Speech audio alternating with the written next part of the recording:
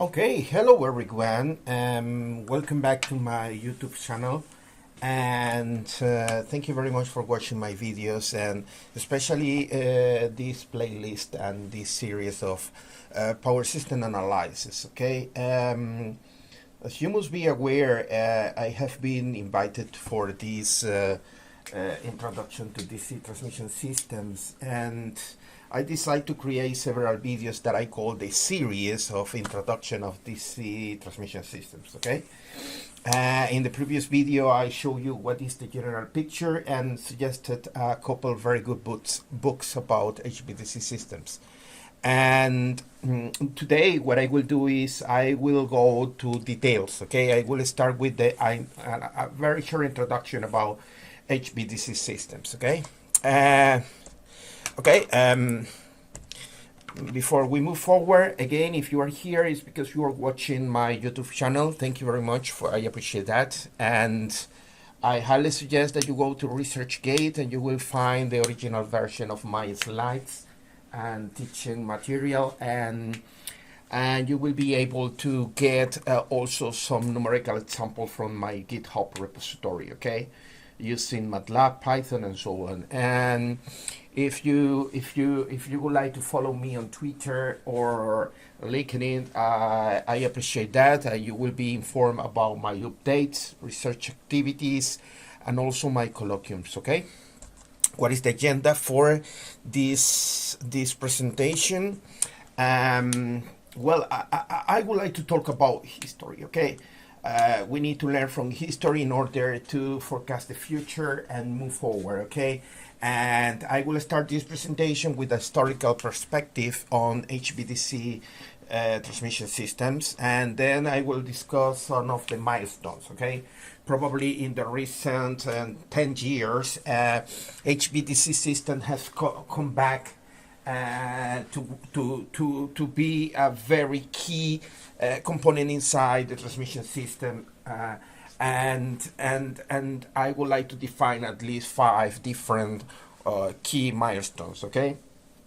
Then I will tell you about the evolution of the HVDC projects, and you will see how China is one of the main customers about HVDC system. And at the very end of this presentation, few key drivers of the expansion and the HVDC market. Okay.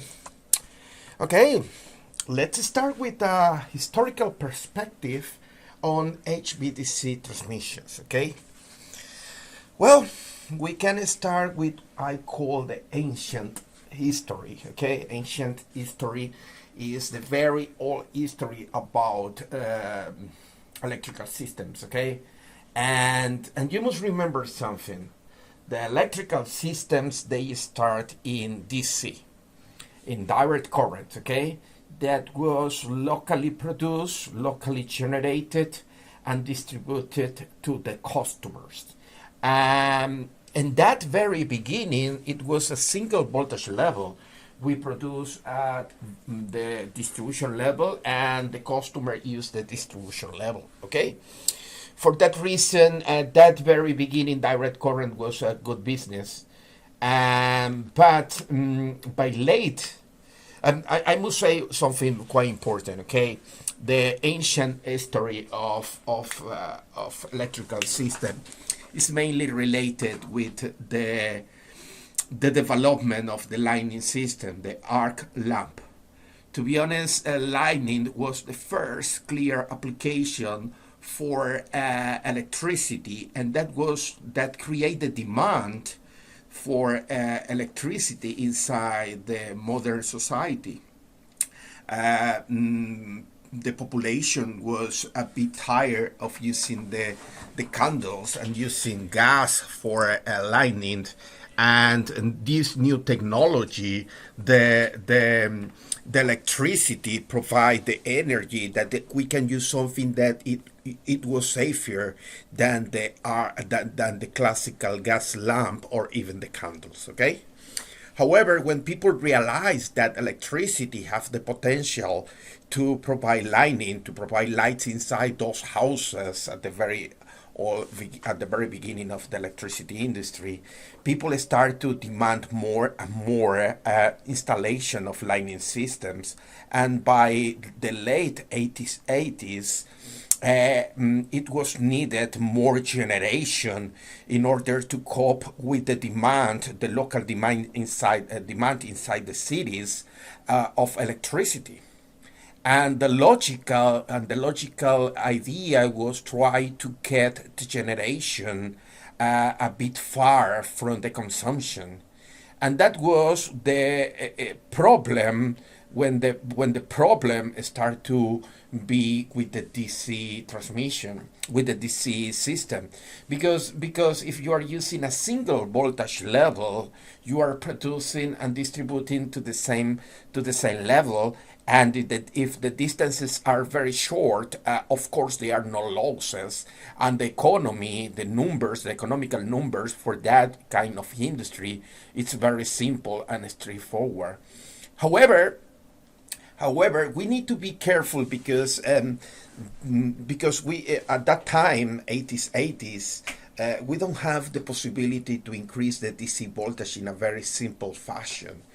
And you must remember from the history that in 1870s the first transformer was created.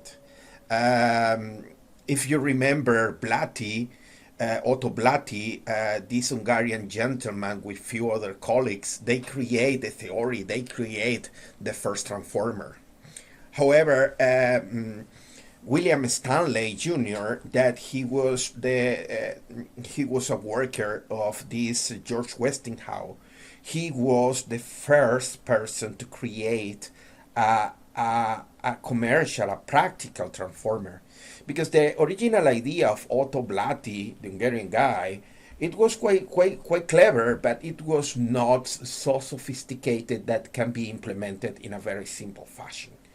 And Stanley Jr., he created the first practical transformer, and that allowed to break the barrier of the distances that we can transmit electricity, because using the transformer allowed to step up the voltages, and you can put high voltages on wires and transmit low current, creating lower losses in the transmission system. And to be honest, that was the origin for the transmission system. The use of the transformer to increase voltage levels and then transmit electricity. It was the starting point for the transmission. However, we must think about the transformer as a AC device transforming the electrical quantities, voltages and currents. Okay, and because the transformer, it was the point, the breaking point, the milestone that allowed the AC to become dominant in the market of the electricity. By 1891, George Westinghouse, this American businessman, he created the first commercial AC distribution system. I mean, he saw the market, he saw the demand for electricity as a service that people can use that for lighting, and he created the company and he delivered the electricity, creating the first commercial AC distribution system. By 1893, as I say before, the demand was so high that we need to use another sources to produce electricity. Near to New York, you have a short distance drive, and you can go to Niagara Falls. But at Niagara, you can find, you can install a hydropower plant and start to produce electricity. And that was a very breaking point for the DC. In American English, people say dead in the water because Niagara power plant, it was producing electricity. Of course, low frequency, it was only 25 hertz, but it was the breaking point for the DC power, because we found a way to produce electricity from water very cheap and transmit that electricity using the transformer. The idea of BT of Lati, the work of Stanley to move the electricity, and that was the starting point of the dominance of the AC systems. Okay. However, keep in mind something that is extremely real. Nothing ever goes away, okay? And today we have the DC coming back and quite strong coming back to the power systems, okay? Okay, but the early history about the DC transmission system, people call that the work of currents. To be honest, the work of currents, I don't like that name because it was a battle. I mean, it was the first winner of that battle was, of course, the AC system, and AC system has been dominating the electric power industry for many years. However, I will say that it's not the war, because the war is when you have a dead end. Here it was a battle, because again we are fighting between the DC and the AC, okay? And it's quite interesting. The world of currents, it has been for many years. If you are an electrical engineer, you know this famous history. But a few months ago, or even a year, somebody created a movie, and now everyone know about this beautiful and historical situation between George Westinghouse and Thomas Alva Edison, okay? But the battle of currents, I mean AC versus DC, has two important adversaries, okay? It was Thomas Alva Edison bidding and promoting the direct current for the electric power distribution. And on the other side, we have another businessman, George Westinghouse, and he was a very advocate of the AC. And George Westinghouse, together with several European companies, they start to push a lot about the use of AC, okay? I must be honest, Thomas Alva Edison lost the first battle, and George Westinghouse became famous and rich, or richer, and because the promotion of the AC, okay? However, we need to be serious, and we need to think about several things. AC transmission has been dominant because several reasons, and one of them, it was the easy way to step up voltages and to transmit power between long distances with very low losses. However, we must recognize, believe or not, the AC system has some limitations, and that limitation include or is related with several things. One of them is the reactive power, the voltage control, and also controlling load flows inside an AC power system is a bit more complicated, or to be honest, is much complicated than using DC. Okay. But what I want is that you recognize that there are several limitations related with the AC systems, and that is the reason that HVDC systems are coming back. Now we have technologies that they are a very low cost, and they are producing so much potential that they are coming hard into the market. Okay. What we need to recognize is that the DC is basically an idea that Thomas Alva Edison was the main face, and is still the main face. However, a lot of people, they don't recognize that Thomas Alva Edison was only the face. It was the investor, it was the businessman, the American businessman, but the brains behind the DC currents, it was the work of several good people.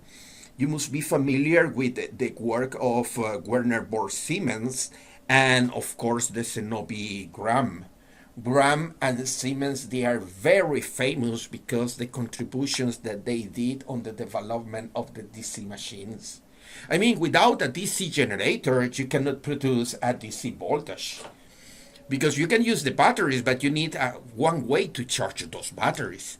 And Siemens, and especially Graham, they make a very important contribution. Zenobi Graham is probably one of the most famous people on the development of the DC machines.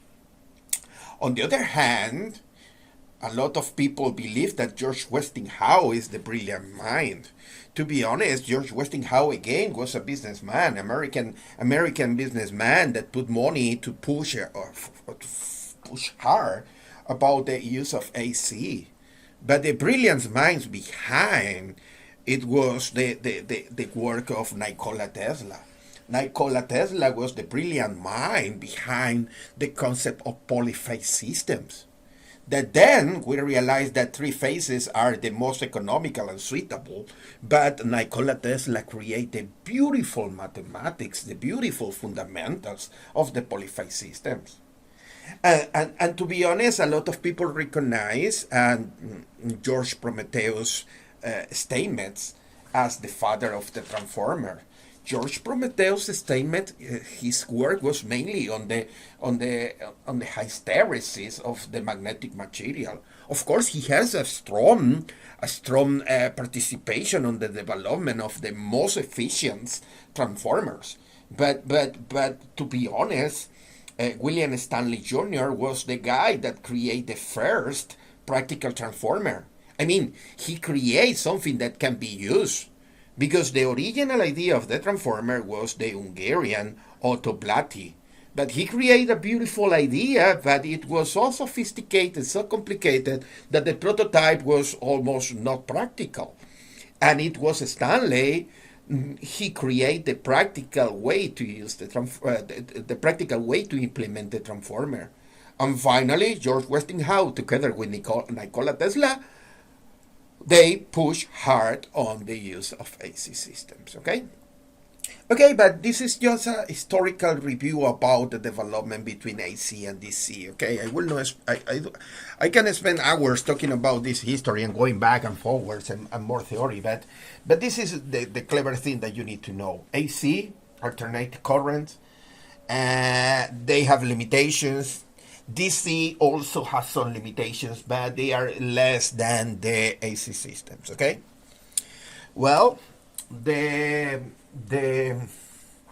let's say the history about DC system, HVDC systems, a lot of people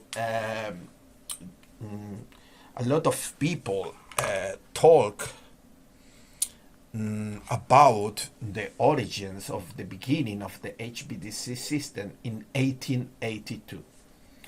And the Frenchman Marcel Deprez is known as one of the most important persons in the development, of the HVDC system, because he created the first demonstration of HVDC system using 1.5 kilowatts, okay? And that DC distribution system was presented in Paris and during the one famous commercial and demonstration exposition. And he presented the system that it was able to produce 1,500 watts at a voltage level of 2,000 volts. Okay, they are very ridiculous low voltages, 2,000 volts, but it was transmit over 35 miles at the Alps, to the French Alps, to be honest, between France and Germany.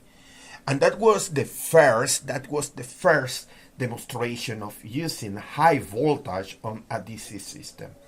It was ridiculous low, 2,000 volts, 1.5 kilowatts, but Marcel Deprez put the foot and put the flag for the starting point of the HVDC system.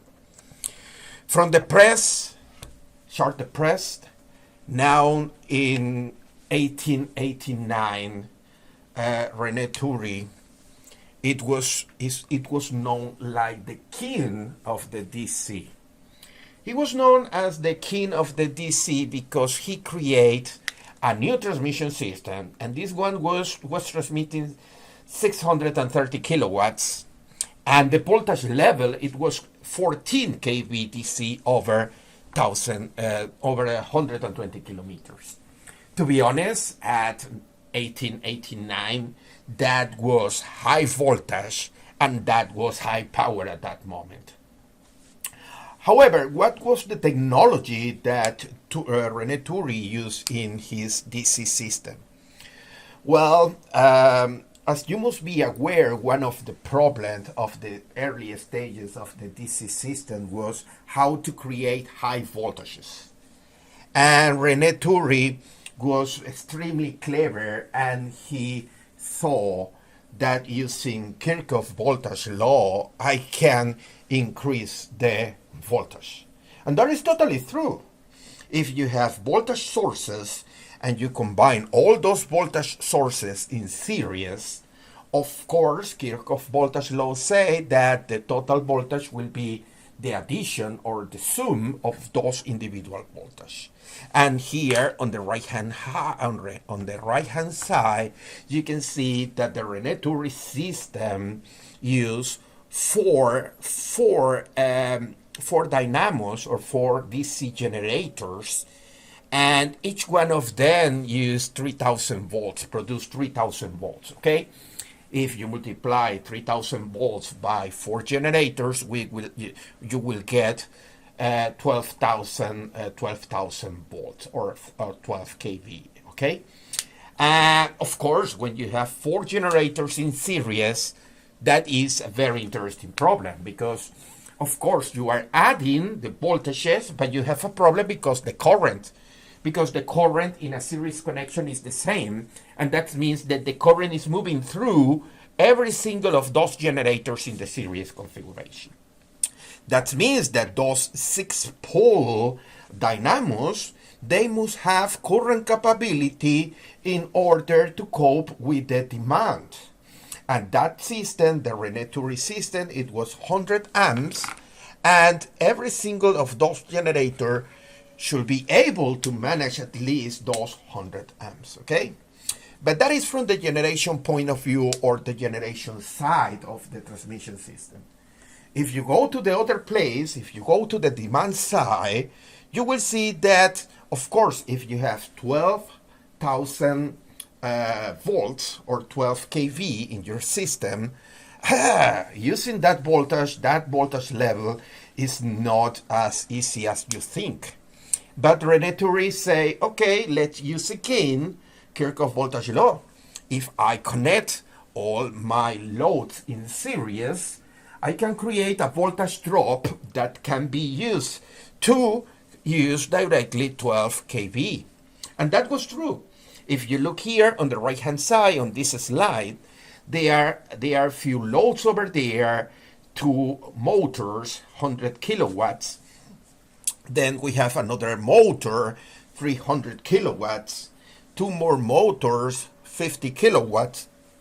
And finally, at the very end of this series configuration, you have 2 more motors at 300 kilowatts, okay? As you can see, each device over there is in a range between 500 volts to 3000 volts, the nominal voltage. And that means that the addition of all of them in series, that create enough differential potential to use the 12,000 volts, okay? However, as you must be aware, when you have an electrical motor, the current that is demanded by the motor depends on the load. If you have more mechanical load on the shaft, the motor will require more current from the grid. One of the basic problem or structural problems on the René Toury system, it was the voltage control and voltage regulation. Because from the generation side, it's very simple. 4 generators, all of them in series. But on the other side, on the demand side, you need to have several motors, all of them in series, and controlling the voltage was one of the key problems, okay? Here in this slide, you can see that many tourist systems were in place up to 100 kV by 1913. However, by 1930, the regulatory was unsatisfactory. It was the end of the Tory era, and the reason was the DC machines. Anyone that is familiar with the pure DC machine, you must understand that this DC machine, when you have a lot of current going through them, you have a lot of arcs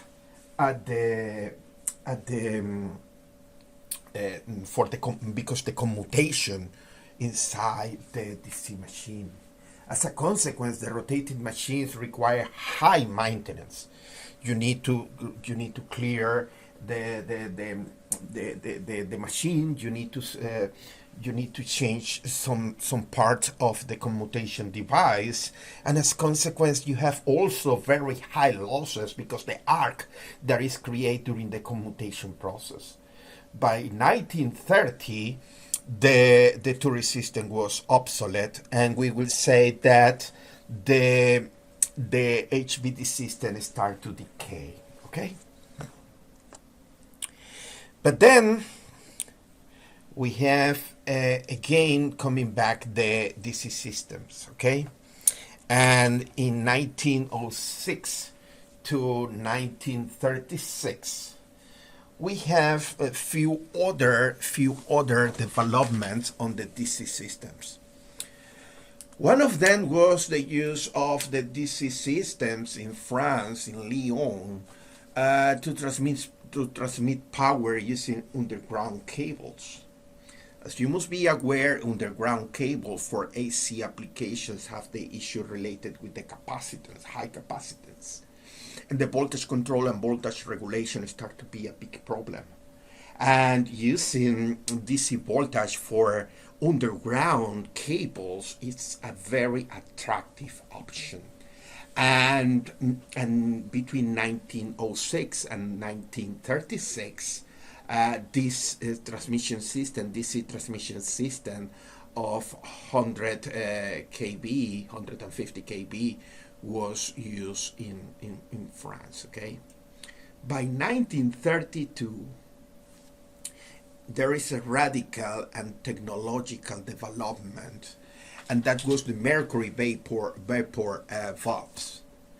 And that is a radical technological development, and it was used for the first 12 kV DC transmission line in New York, in McNabbville, New York, okay? By 1941, Berlin, Germany, they was using again the mercury vapor valves for producing DC. However, the project was terminated because some historical moments in 1947 in Germany. Okay. By 1950, we can say that this is the starting point of the modern history of HVDC systems. Okay, and in Sweden, going to the south, you must be aware that there is a small island called Gotland, and this Swedish island has been a test bed for the Swedish companies, the Swedish manufacturer industrial companies, to test many technological things. Any one of you that is aware with this famous company ABB must recognize that the name ABB is quite new, and many years ago it was ASEA. ASEA, it was the the former ABB, and they create the first modern HVDC systems, and it was installed in the island of Gotland. And it was 20 megawatts. It was a 20 megawatts. It was a 20 megawatts converters using some thyristors, some electronic devices, commutation devices, and reaching a voltage level of 100 kV DC. Okay. In 1960, 10 years later, from the starting point of the Gotland Island, 3 additional orders for the DC system came from New Zealand, Sweden, Denmark, and Japan. Okay. It was the taking off for the HVDC system. If you are familiar with the history of the GB system, the Great Britain system, electrical system, we have several interconnectors between the island and the continental Europe. And the first one, it was installed in 1961, and it's the famous cross-channel link. It's still working. It was the first cross of the English channel that is separating GB from the continental Europe for 52 kilometers in the shorter distance. And the first cross channel, it was an interconnector between England and France of 160 megawatts and 100 kV DC. Okay. It's basically a symmetrical plus or minus 100 kV system with a capacity the cable's maximum capacity of 160 megawatts. And that technology, it was originally created by ABB Group. Okay. In 1964, you must recognize over there in Russia, there is an overhead line link of 750 megawatts and an impressive voltage of 400 kV DC and a distance between 450 or 475 kilometers. Okay. It was the first application of static inverters, and they were equipped with mercury arc rectifiers for a voltage of 100 kV until a current of 940 amperes. Okay. This technology was later substituted and changed by the use of thyristors by 1990. Okay. Over here in this slide, you can see the evolution starting from probably 1930 until 1995 of the direct voltage used for mercury arc valves. Okay, mercury arc valves were used for commutation device for a few years, and some important milestones in this let's say starting of the modern history is the development of DC links with more than 400 kV and capacities over 1000 megawatts. For instance, the Pacific Intertie that was installed in 1970 by the US, it was a 400 kV DC system with a rate power of more than 1,440 megawatts.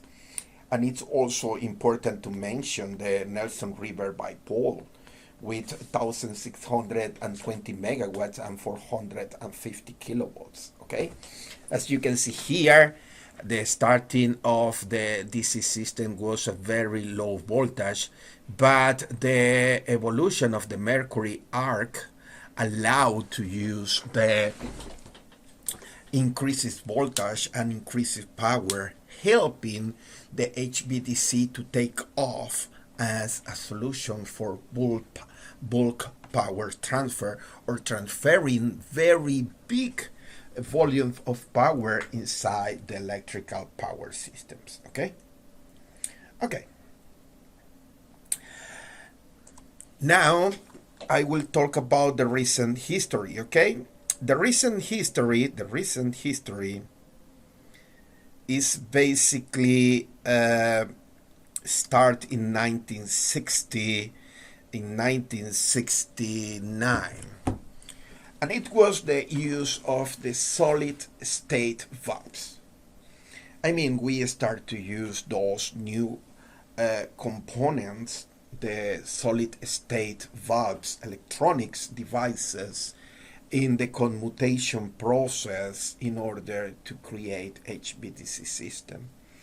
By 1970s, it was implemented the first solid state this HVDC system in Los Angeles, California, in the US.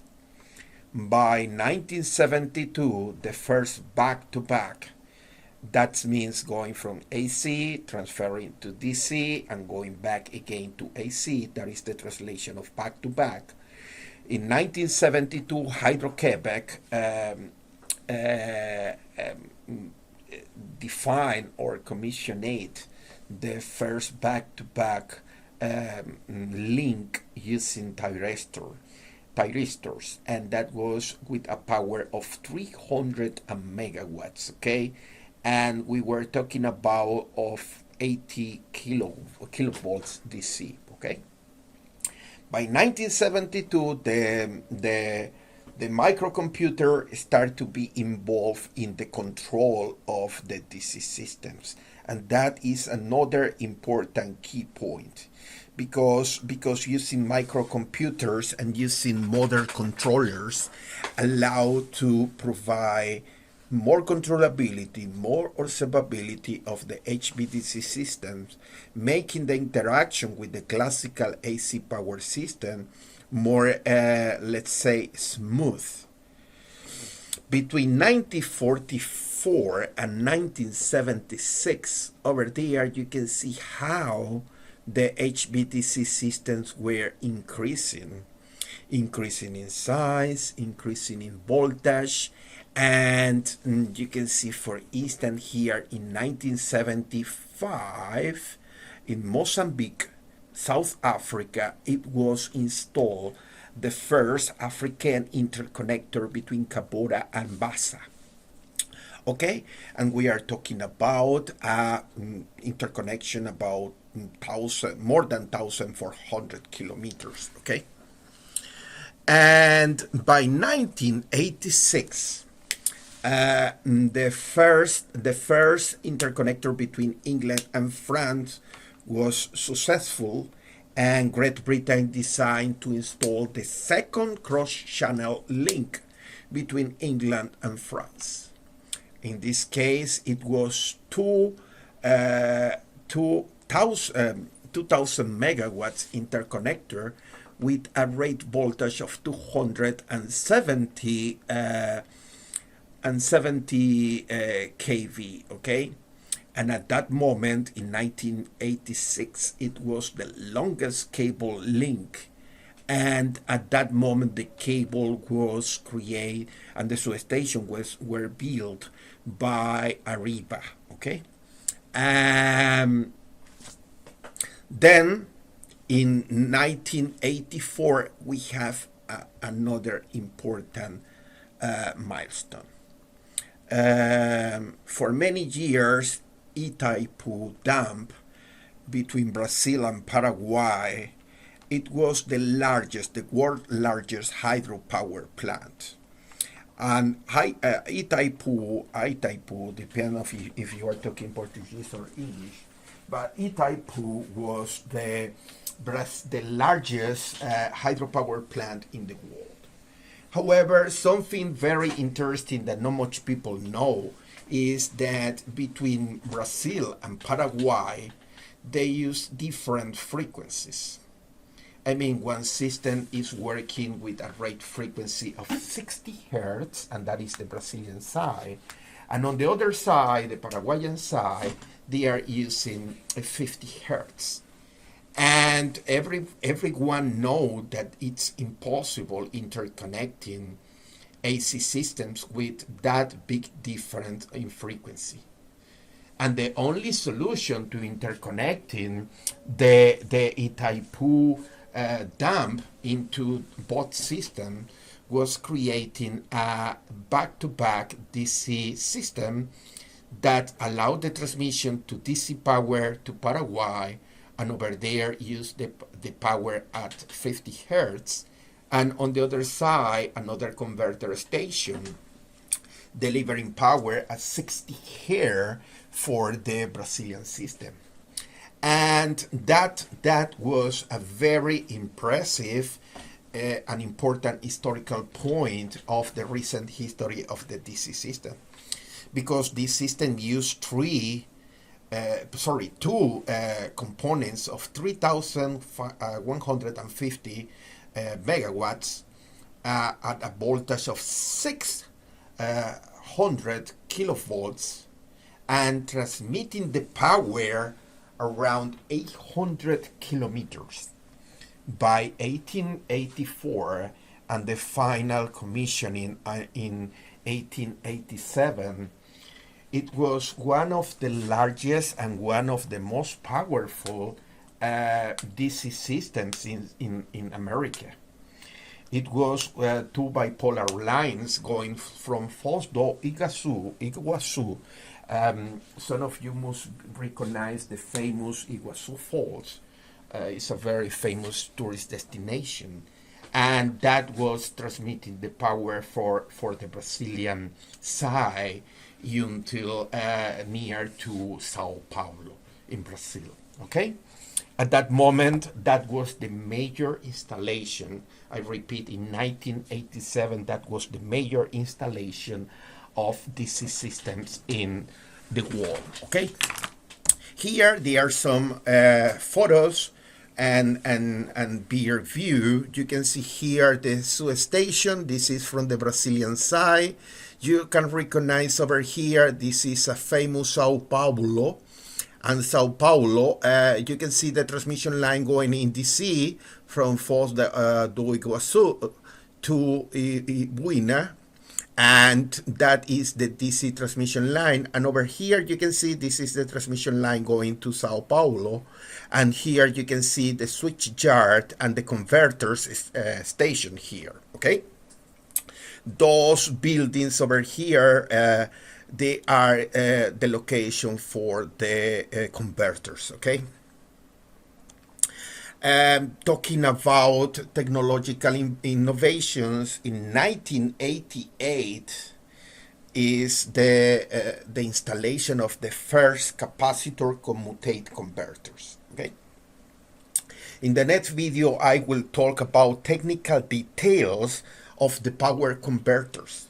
But what you need to understand is that in 1988, it was the first installation of a very specific technology designed to reduce power quality problems related with the commutation of the DC systems.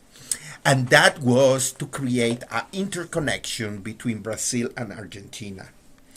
Again, this was the optimal or the unique technical solution to interconnect two different power systems with two very different frequencies. You must remember Brazil is using a rate frequency of 60 hertz, and Argentina, some people call the European from South America, Argentina is using the European standard of 50 hertz. The unique technological solution for interconnecting those systems was using DC, HVDC. Here on the right hand side, you can see the beautiful photo of the converter Suez station. Here on the right hand side, where the laser pointer is, you can see that is the beautiful filters and the location for the inductive filters that we use in this kind of capacitor commuted converters. Okay. By 1999, Gotland Island in Sweden is again a very important point on the HVDC history. And later I will have a full video about the technological implications of the different type of converters. But what you need to understand is that this is a very important breakthrough on the HVDC technology. Is the installation of the first voltage source converters used in an electrical power system. The Gotland Island between 2 points, one point in the south, located at the south. You can see here NAS, that is the location for the substation, and here you can see the wind farms. The wind farms are connected to the substation, a 65 MVA substation that is sending a power of 50 megawatts on this DC link, 80 kilovolts DC link, and going to the north to box the other terminal of this DC interconnector. Okay, it is a bipolar interconnector, and it was the first voltage source converter. Okay, a converter that can be controlled like a voltage source. Okay, and that is a very important point. Here I will show you some technical details about the evolution of the thyristors. The thyristors, or SCR, they are responsible for the commutation inside the classical solid state converters. Okay, later we will discuss the technology, but I will tell you that is the first or the oldest solid state technology. And those thyristors, they start from very low voltage, like 1.65 per unit, going until 8.5 kilovolts per unit. But today we are talking about that there are installations over 1,000 megawatts using more than 400 of those thyristors connected to produce and to deliver the power. Okay, today is easy to find thyristors that they can work up to 4 kiloamps and voltages until almost 9 kV in a very small 6-inch thyristor case. Okay, over here I will show you a short evolution of the converter created using thyristors. Okay, in my next presentation I will talk about current source converters.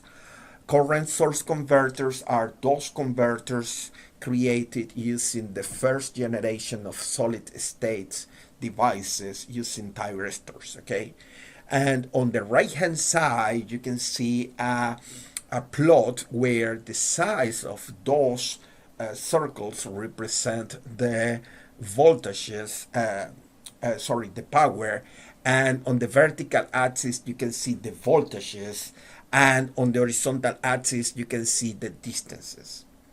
Something that you must understand is that the recent history of HVDC systems, they are basically related with the use or creation of thyristors, and the application from the power system point of view is for long distance transmission,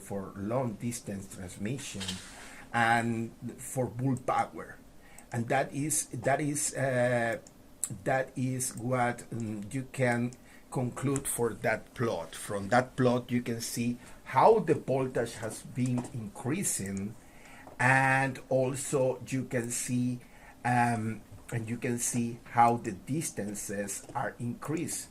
And the main reason for that is that the HVDC system was used at the very beginning mainly for the transmission of big volumes or big amounts of power for very long distances. However, in few slides you will realize that the modern voltage source converters and the technologies after that, they allow the production of smaller converters, and now the distance that is economically important for transmitting DC power start to be reduced, okay? Here there are some examples of very big current source converters or line commutate converters, LCCC or CSC.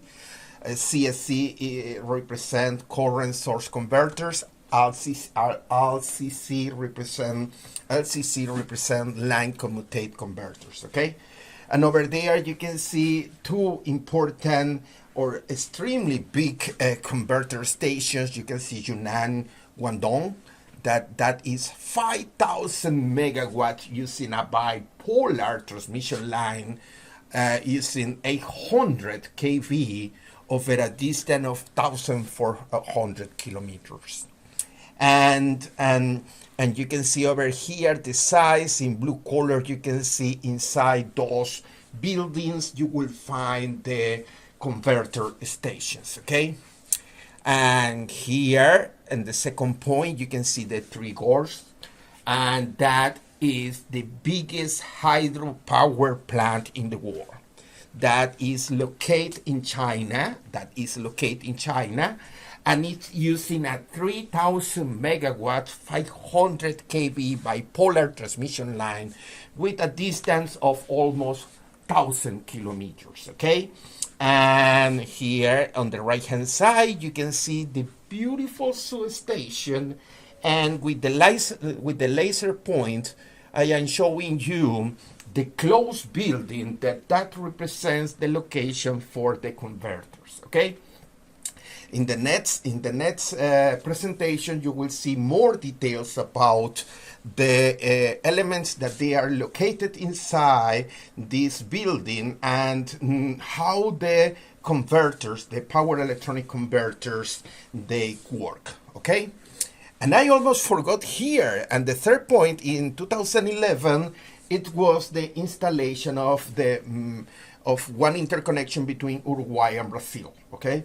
Brazil is a very hydropower rich country, and also there are a lot of wind power resources in Brazil, and as a consequence he is a natural exporter to the countries nearby. Countries nearby like Paraguay, Uruguay, and of course Argentina. And in 2011 they installed the 500 megawatt back-to-back converter, okay? And between Uruguay and Brazil, between Rivera and Melo in Uruguay, okay? Here on this slide you can see what is the progression and the planned progression of the voltage source converters, the most recent technology for power electronic converters used for HVDC transmission, okay? And as you can see over there, the number of projects coming on voltage source converter and the number of projects in development of voltage source converters, they are increasing. And in the next videos, you will understand that one of the important features of the voltage source converter is the amazing controllability that you have with that device, and the extremely good power quality that those guys can deliver. As a consequence, they are very attractive for power systems application. Over here you can see some of the projects using voltage source converters for HVDC, and you can see the red points represent the plant some projects that will come in the few coming years, and you can see how the voltages and how the distances still increasing, because the voltage source converter for high power application just start to kick in. And in the next coming years, we will see more and more and more voltage source converters HVDC project coming into operation. Okay. Well, now I will tell you about few of the topics that I define as milestones. Okay.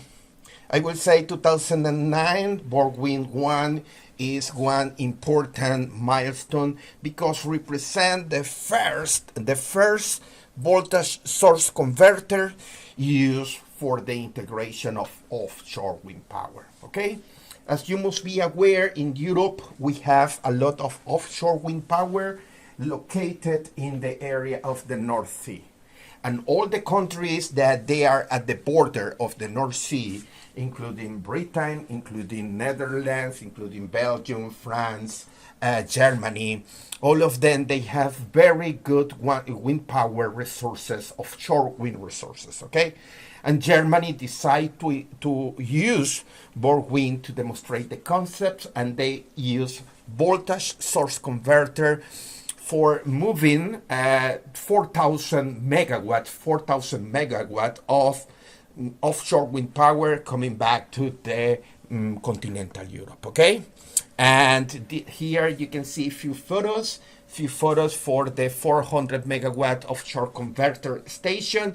You can see in yellow over there, it's a very compact, you can see it's almost like a boat. And you can see on the open areas here, you can see the transformers used for the voltage transformation, okay? And from there you are going using undersea cable, 125 kilometers of undersea cables going to continental Germany. And the BorgWin is not the only one project. Germany have many very interesting projects, offshore wind power projects in the North Sea, and that include the BorgWin 1, BorgWin 2, and so on. And the interesting point here is using voltage source converters, they are prepared for the integration of this important cluster of offshore wind power, okay? Second very important milestone, 2010, is the interconnection between Xianjiva and Shanghai. Xianjiva and Shanghai, 2010 is the first commission ultra high voltage direct current, okay? It's UHVDC, and that means that we are talking about ultra high voltage. We are talking about 6,400 kilometers, and we are, 6,400 megawatts, and we are talking about a distance going from the inner China going to the coast at Shanghai, sending 6,400 megawatts for so many kilometers, okay? Here you can see the beautiful photo of the Suez station, and here in blue color you can see again that is the location for the converter stations.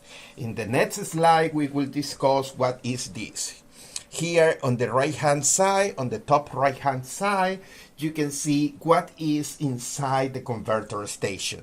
Inside the converter station you will see those beautiful and exotic shapes that represent the elements of the converter infrastructure, okay? However, I will discuss that in details in other videos, okay? Third milestones. The third milestone is the installation of the Transbay cable in 2011. The Transbay cables, it was a technological solution used to interconnect San Francisco Bay with some area in Pittsburgh, California, okay, Pittsburgh, California, and 88 kilometers of underwater cable, 400 megawatts cable was used, okay? And the important element here is first the technology used for the cable, and we will discuss that in another video. And the really important key point here is the use of MMC, multi-modular converter, okay? Multi-modular converter is one of the most recent technological advance on the development of power electronic converters for HVDC applications. And I will discuss the technology behind and how these things works in the coming video about the technology, okay? But you must understand, 2011 it is the first MMC multi-level technology used for HVDC system, okay? Then we have another very interesting milestone, and that is the world's longest HVDC transmission line, okay? The longest HVDC transmission line, and we are talking about of the transmission line in Rio Madeira, and we are talking about, here there is a typo, it's more than 7,000 megawatts, going across the Amazonia in Brazil. There are a lot of jungle in South America area inside the Brazilian Amazonia, and we are talking about 2,375 kilometers of transmission, overhead transmission lines across the jungle using 600 bipolar kV, and it was commissioned by 2013, okay? Here there are some photos. They are very impressive videos about the transportation of the big transformers used for the converter station across the jungle in South America. It's good to see, it's good to watch those videos on YouTube, okay? But here, as you can see the beautiful substation and the white buildings over there. You can see some white buildings that they are used for the converter station, okay? It's not only jungle, there are some areas in South America also where there is a dry weather. And you can see over here some three-phase transmission lines, and on the right-hand side you can see the two poles over here going for the DC line, okay? 2013 is very important step forward for HVDC transmission system, and there is the installation of multi-terminals each HVDC system. What does mean multi-terminal HVDC systems? Okay. Before 2013, the HVDC system was used as point-to-point connection. What does mean point-to-point connection? Well, you have a point A, you have a point B, you use a single transmission line to interconnect the point A with the point B, okay? That is what we call point-to-point interconnection. But the point-to-point interconnection was in this way and was useful for many years because we were interested on bulk power, sending power from A to B or receiving power at A coming from B, and no more than that. But if you have a power system that you have multiple resources and you would like to take advantages of using DC, then you can have 3 or 4 or different points where you want to inject power to the DC grid or receive power from the DC grid. And that is the starting point of the multi-terminal technology. In 2013, China created the first 3-terminal voltage source converter HVDC link in the world. Okay. Then there are some other technological advances in 2013 and 2016, but let's see. First, let's talk about a multi-terminal connection. As you can see here on the left-hand side, you have here a converter station, another converter station, another converter station. You have 3 converter stations. That means you have 3 terminals. And you can see here, I located the laser point here in this node because that is the connection creating the interconnection of the 3 terminals. That is a star connection.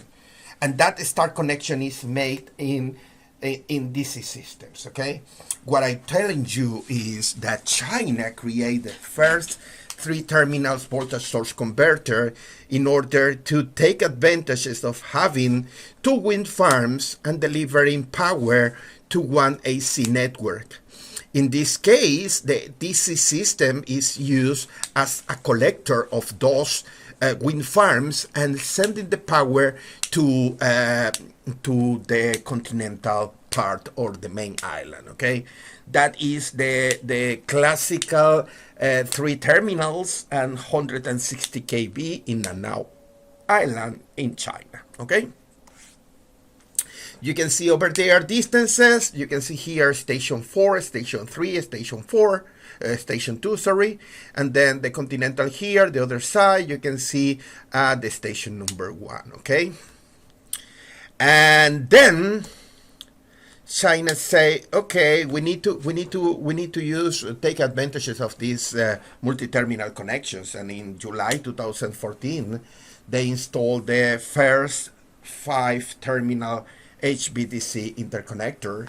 And you can see here there are several islands here near to the Shanghai Bay. And those islands, they are very important wind resource, and they are using offshore, wind farms to collect that wind power. And then, because there are some undersea areas, they are using HVDC in order to move that power from one side to the other side. And that is the first 5-terminal HVDC systems, okay? By 2016, India became very important icon for HVDC system, and it's because they create a multi-terminal system, 3-terminal system using 4 converters. But the important part here is the voltage level. India installed the first multi-terminal ultra high voltage DC transmission grid, okay? And that is interconnecting the main area of India coming from Agra. Agra is very famous because it's near to the location of the Taj Mahal. And from Agra, we are interconnecting with Bijwana, and we are using transmission lines with 8,000 megawatts converter capacity, including redundancy, and 800 kilovolt transmission line over 1,700 kilometers. That is the first ultra high voltage multi-terminal area, okay? Well, I will jump probably for the last and 5th milestone, and that is the development of the ultra-fast DC circuit breakers, okay? All of you must be aware that one of the problems related with the DC technology is that the DC technology is never crossing 0. I mean, it's different to the AC currents. If you have a short circuit, you are in an AC system, you are sure that the current will cross 0 at one moment.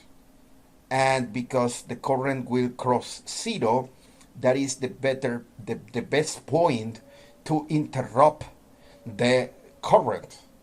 And because the current cross zero, you can open the contacts of the circuit breaker and you can try to extinguish the arc and finally stopping the short circuit current. But in DC system, that is not the case. The DC current, the direct current, is characterized because the current is moving in one direction and it's not crossing zero. For that reason, one of the technological problems related with the use of DC is the problem of interrupting DC, interrupting direct current. However, a few years ago, ABB introduced the patent for the first DC circuit breaker. And the first DC circuit breaker, there are few technologies that then were in place. They were in place regarding the use of DC systems, okay? And one of them was using the classical mechanical breaker, circuit breaker, and based on the vacuum interrupter, okay? Using a vacuum circuit breaker, we can try to stop the DC current. In fact, we can do it, but that is for very low voltages. And around 2015, 2017, new hybrid circuit breakers start to come to the market. And those hybrid circuit breakers, they use a commutation device, they use power electronics in order to extinguish this DC current, okay? And that was one breakthrough. By 2018, the first medium voltage hybrid circuit breaker for this circuit breaker was developed. You can see over there the device, and this is working for 40 kV and current interruption until 10,000 kiloamps, okay?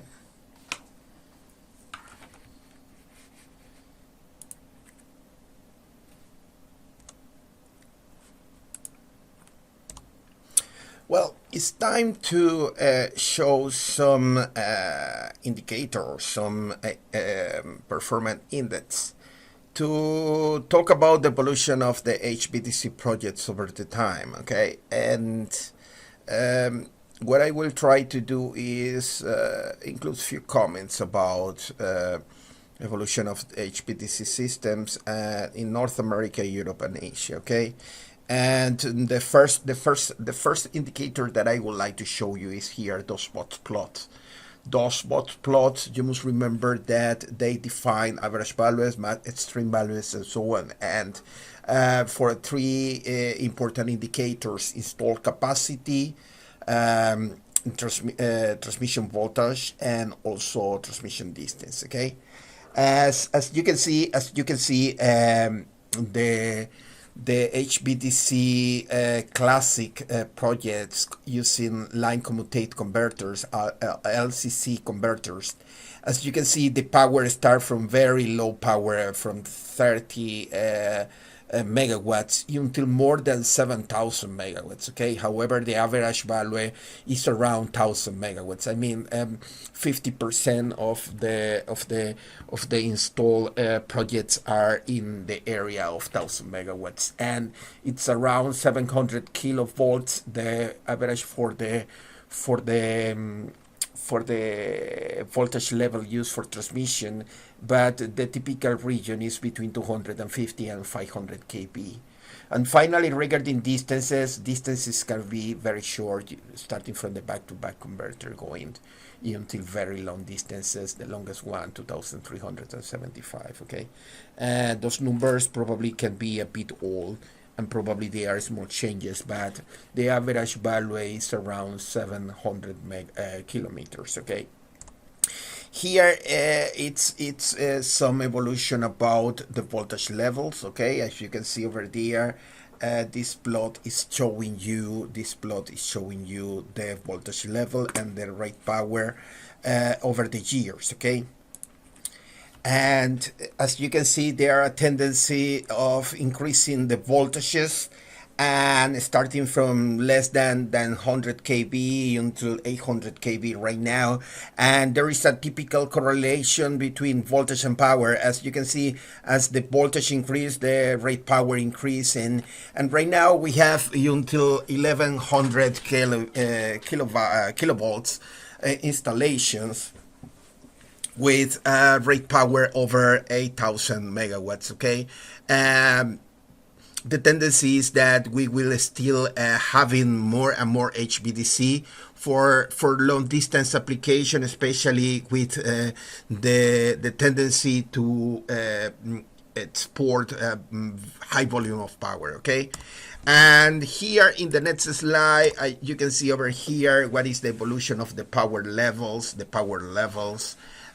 over the years. And you can see that right now we have more than 270 gigawatts of installed capacity of HVDC systems around the world.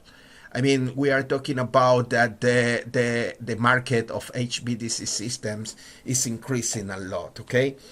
The next slide appear in many presentations and is a bit old, but is presenting a summary of the installation of HVDC systems around the world, presenting the classic ones, the interconnectors between UK and Ireland, the cross-channel, and many others, okay?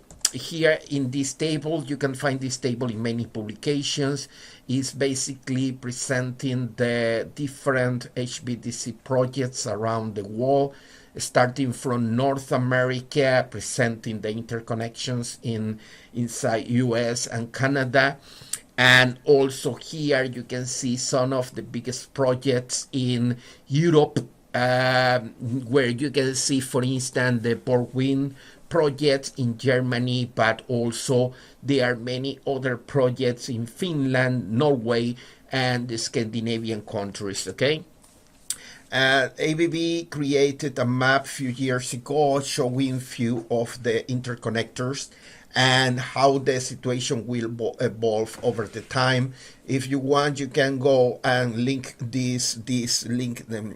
Go to this link that is shown below, and you can see some maps with some of the HVDC systems in Europe. Asia is pushing a lot with HVDC system, with China as the leader on development and installation of HVDC systems. As you can see in this table, there are many projects with 6,400 megawatts. China is one of the most industrialized countries in the world, and they are totally clear that they need energy and especially electricity to support the development of the industry. And over here you can see a map showing the installation of ultra high voltage DC systems at 600 and 800 kilovolts. And as you can see over there, China is pushing a lot with very long distances and ultra high voltage DC systems. And that is because China has a lot of resources in the inner China, but as you must be aware, the main industrialized poles inside China, they are located near to the coast, and you need to translate, you need to move that very big power from inside China to the coast, and the most economical and efficient way is using the HVDC system. Here is another very old but useful map showing new construction by 2015, and you can see that there are more than 13 HVDC lines at 800 kV, and also the development of lines reaching 1100 kV inside China. One of the key points is the ultra high voltage DC project of 1100 kV that is interconnecting Sundong in the province of Xinjiang to Chengdu in Hsinchu. and we are talking about that transmission line alone will be moving around 11,000 megawatts for a distance that is more than 2,600 kilometers. Okay, finally, we are almost closing this presentation. We are almost over 1 hour talking about the introduction of HVDC systems. And now I would like to close this this presentation. I would like to close this presentation talking about the main drivers that they are moving the HVDC market around the world. Okay, HVDC market is one of the most prolific industry inside building power systems. Okay, and there are many reasons that HVDC market is growing quite fast. Okay, there are technological aspects pushing the market to be bigger, and also there are economical and macroeconomic conditions creating that. For instance, China is building a massive quantity of generation at the west of the country.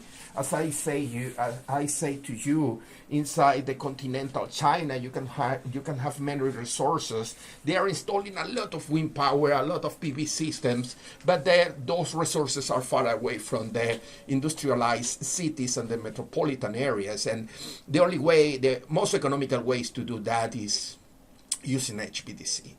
For that reason, China is investing a lot, and more than 20 HVDC links using ultra high voltage will be created in the few years to come. Okay, Brazil is also going for a big plan for generation, and they are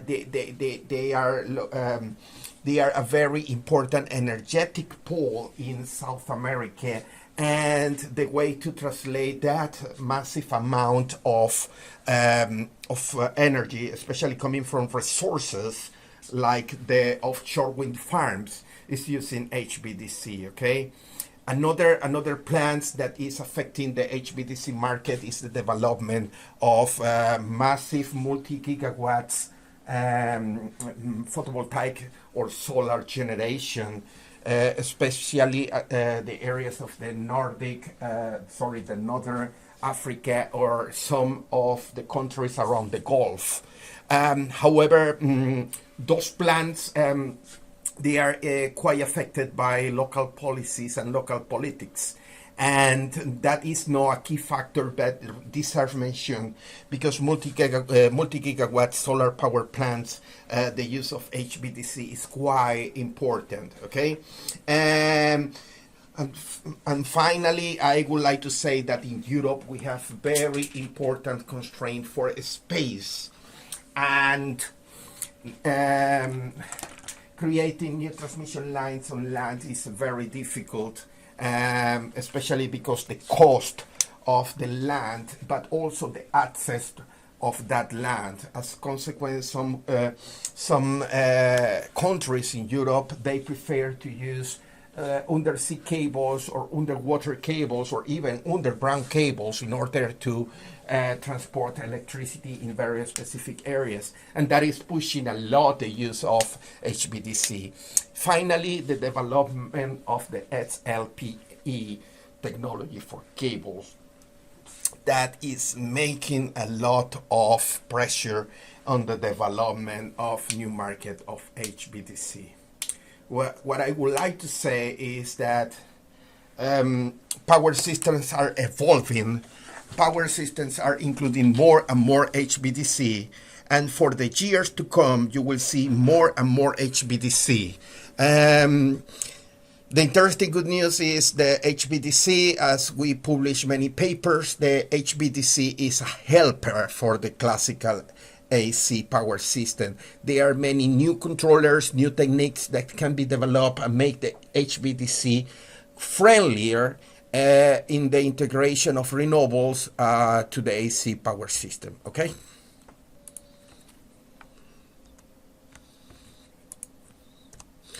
Okay, finally, I would like to close this session with a short summary about what we have done in this 1.5 hour talking about HVDC system. And a short summary, it's basically 4 bullet points here.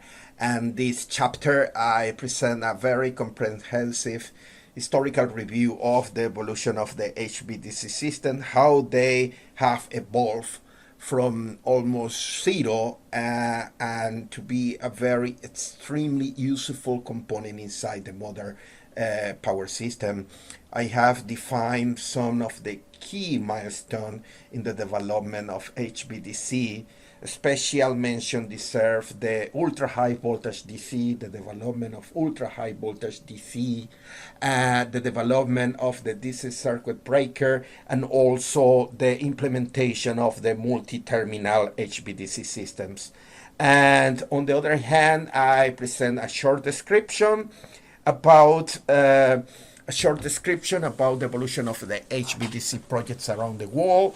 Of course, those numbers probably you will complain and say that they are not up to the date. Of course, I highly suggest that you go on internet and you will find numbers probably more recent if you are interested in having the numbers up to the date. But the general conclusions and the general idea that I present here for market development and key milestone is still the same, okay? Also, I present a short explanation about the main drivers on the expansion of the HVDC market. China is pushing a lot on the HVDC system as a very vital component of having an impressive transmission network to move very high capacity between different places, okay? Finally, I have here a list of references. To be honest, I present several references during the presentation. I highly suggest the book from Dirk van Herten and Oriol, please, if you want to have a reading. This book is from 2016, however, still quite good book for this subject. The first book of my collaborator, Vijay Sot, it's also HVDC and Facts, is quite good for the LCC technology. If you have the opportunity, have a reading. The most recent book from 2016 of Vijay Sot is also quite useful. And if you would like to have a reading with some numerical examples, go to WIDI, the book of Nick Jenkins and Gordon Starbuck. From John Willey and Sons, please have a reading over there, okay? Well, I would like to close this session saying thank you to everyone that is watching this video. It's been a pleasure. Thank you very much for the good comments that I received from the videos, and also for the suggestions, and also sometimes for making corrections. Sorry, I am human, probably more human than I wanted, and humans, we make mistakes. Thank you very much for watching my video, and stay tuned to my YouTube channel for the continuation of this seminar about a short introduction of DC transmission system. Thank you.